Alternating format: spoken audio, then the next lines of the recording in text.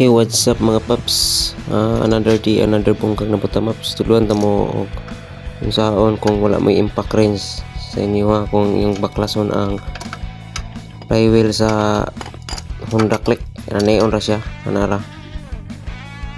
Dapat counterclock.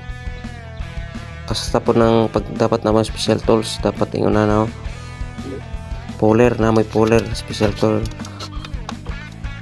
Counter gihapon ang iyang pagtaod ana ya, clockwise na ang putuyok para matanggal ang kanyang flywheel.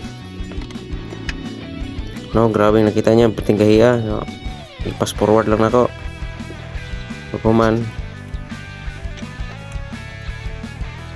paghulbot. Uy, perte mang paghugawa katindagan ng bunbun yun, mga abog-abog ni siya sa mga dalan. Yan ay upat ka na 5 ka bolt ha mga tangalan. Thank you.